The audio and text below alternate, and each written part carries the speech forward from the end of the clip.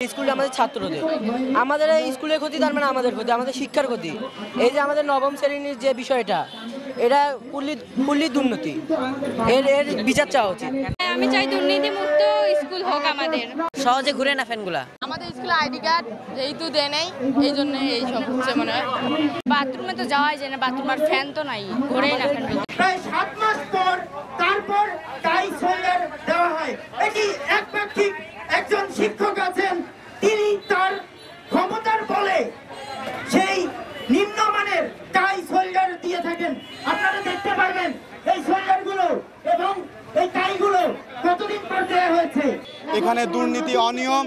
আমরা চাই এই শিশু নিকেতন যাতে কোনো দলীয়করণ যাতে না হয়, কোনো রাজনীতি যাতে না হয়, কেউ যাতে পরিচয়, কোনো শিক্ষক, কোনো শিক্ষার্থী যাতে কোনো পরিচয় দিতে না পারে যে আমি রাজনৈতিক, আমি অমুক দলের তমুক, আমি অমুক দলের অমুক। এটা সম্পূর্ণ স্বতন্ত্র। আমরা এখানকার শিক্ষার্থী, এখানে কোনো দলীয়করণ চলবে না।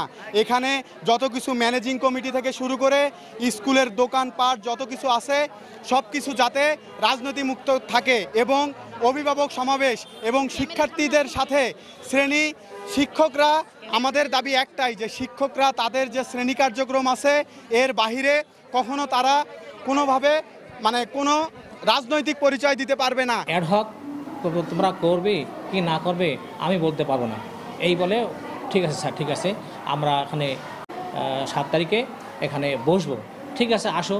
কিন্তু এই পর্যন্ত তারা আমার সঙ্গে না বসিয়া এসে মিটিং করতেছে এবং একটা সেখানে এমন কাজ করতেছে যে ছাত্রদের পরীক্ষা চলছে, কিন্তু এই পরীক্ষাকে সম্পূর্ণ না হয় সেই চেষ্টা করতেছে এবং আমাদের এখান থেকে বের হতে দিচ্ছে না, এবং টিচার যারা আছে তাদেরকেও বের হতে দিচ্ছে না। কারণ আমাদের টিচার কী অন্যায় করলো, আমি তো ভালো কাজ করছি। শিশু নিকেতন স্কুল রংপুরের একটি ঐতিহ্যবাহী একটি প্রতিষ্ঠান, এবং এটার বিদ্যমান যে অনিয়ম, দুর্নীতি এবং আরও কিছু সমস্যার প্রেক্ষিতে এখানকার সাবেক শিক্ষার্থী, বর্তমান শিক্ষার্থী, অনেক অভিভাবক তারা আমাদের কাছে অভিযোগ করেছিলেন এবং এই প্রতিষ্ঠানে আজকে তারা এসেছিলেন।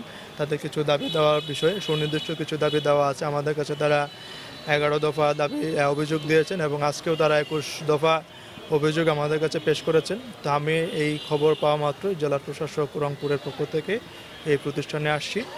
এসে তাদের কিছু দাবি দেওয়া, যেগুলো দাবি দেওয়া প্লাস অভিযোগ তাৎক্ষণিকভাবে যেগুলো সমাধানযোগ্য সেগুলো আমরা আজকে টিচাররা এখানে ছিলেন বা প্রধান শিক্ষক আছেন, তাদেরকে নির্দেশনা দিয়েছি। এগুলো ইনশাল্লাহ কালকে থেকেই বাস্তবায়ন শুরু হবে।